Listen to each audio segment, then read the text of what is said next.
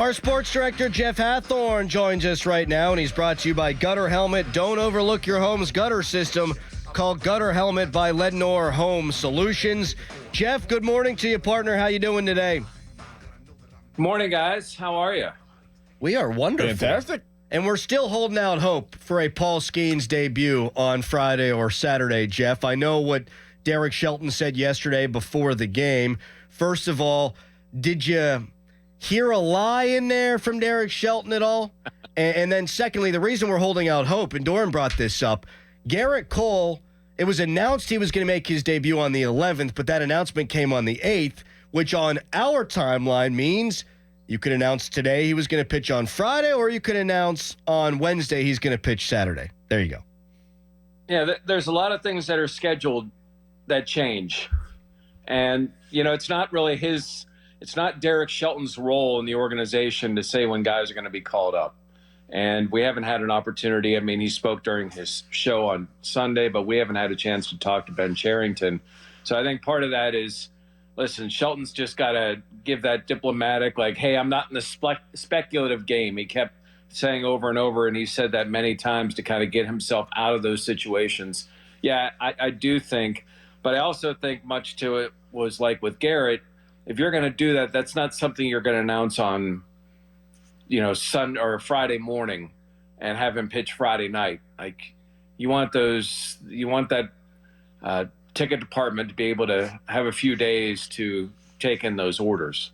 Well, Jeff, let's think through this. Like, what does he have to prove? What else does he need to do down in AAA that he can't do up here, or that he hasn't already checked the box, as they say, throughout his process of being in AAA? Like, what else does he need to show people that he's ready to be called up? Yeah, a bunch of us were talking about it in the press box yesterday. I mean, I guess you could use the excuse or the reason that, you know, he wasn't quite as sharp on 4 days rest as he had been in previous outings. I mean, you could use that reasoning, but other than that, and that's pretty thin reason. I mean, he's done everything you've needed. You've seen the stuff. You've seen him react at the rare opportunities where he's had runners on base or been in some type of adverse situation, which has not been much in the minors.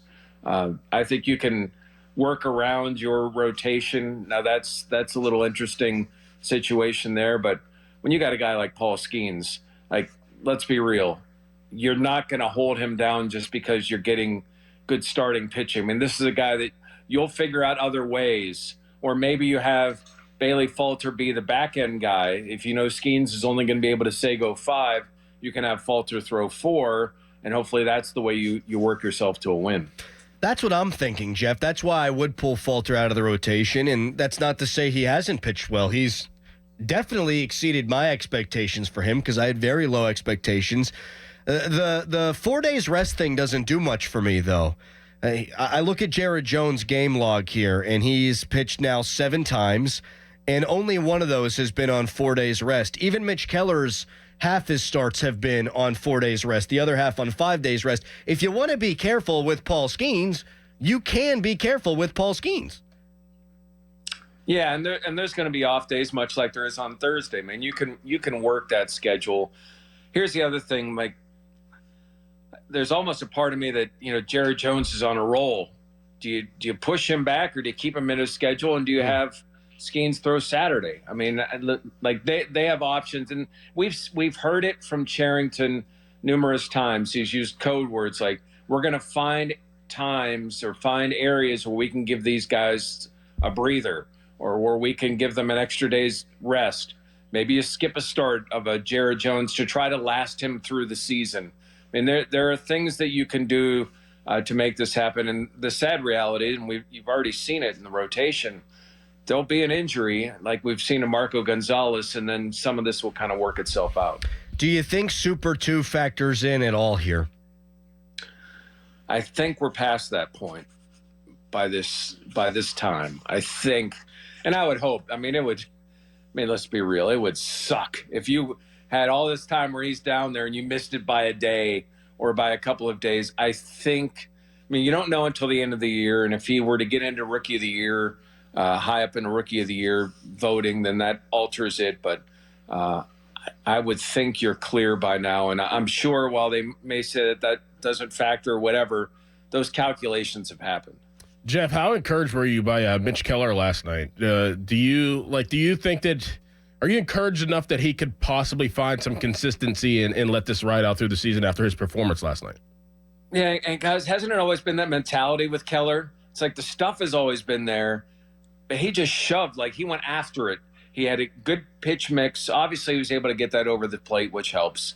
But he was aggressive, I thought, last night. He had a really good mentality. And I really think that the throw by Cruz to get the guy at home was that kept that momentum going for him.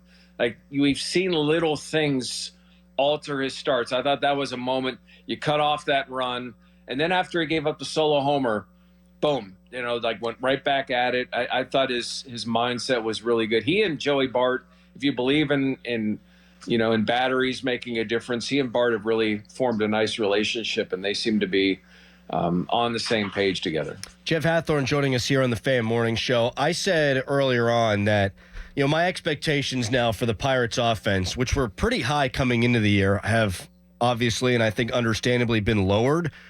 If you do have Jared Jones, and you've got Paul Skenes, and you've got Mitch Keller pitching even reasonably like he pitched last night, I don't know that you got to score a whole bunch of runs, Jeff. Can they get to a point, in your opinion, where they can routinely go out there and score 4 and sometimes 5 runs a night? Because if they can with those 3 to head the rotation, I think they got a shot here. And that's why I think so many Pirate fans were ticked off about kind of what's happened with the offense, because you're getting the pitching. It's there. I mean, Perez has been a really good find for them. I mean, and Falter's pitched well. I mean, they've gotten good pitching.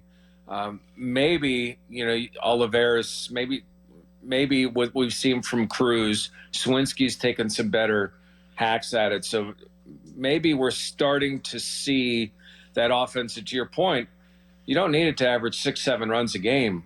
A lot of these games they're losing, if you had 3 or 4 runs, those games change. There'll be dips in the starting pitching. You'll see times, but I think that's why there was so much angst, because this is a better team and they just weren't showing it, and they were letting games slip away that they should have won. And hopefully they get that type of production back again. I think there are a couple of guys I'm still not sold on offensively. But to what Cherington was saying Sunday, I think he didn't mention him by name, but I think Olivares was one of those guys they felt like was hitting it hard and wasn't getting rewarded.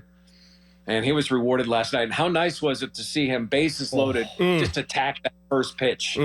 Not wait with a Tyler Anderson where if you wait on him, he's gonna eat you apart.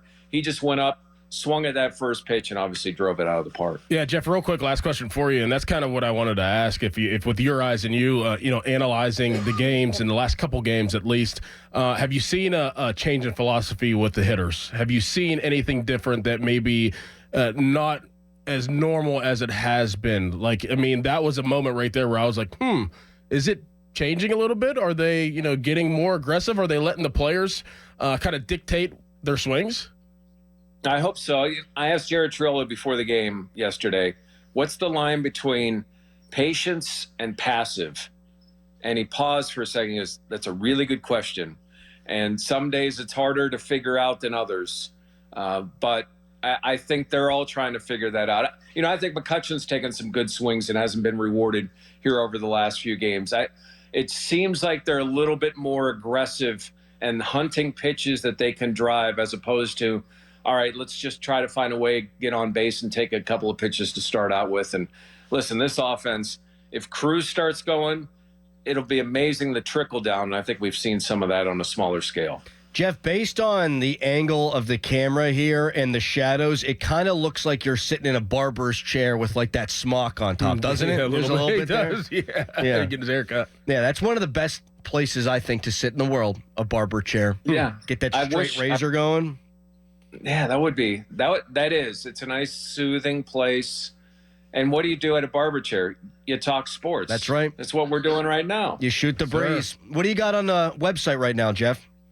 Well, a lot more about the game and about what Derek Shelton said about Paul Skenes, plus the audio is up there as well. And we're also doing a kind of a story a day on some of these rookies that are coming in for the weekend, and where do you expect them to make an impact on this season? So you can check that at 937thefan.com. Awesome. Thank you, Jeff. Enjoy the rest of your cut, buddy. Thanks, guys. Thanks. I'm Jeff Hathhorn, our sports director.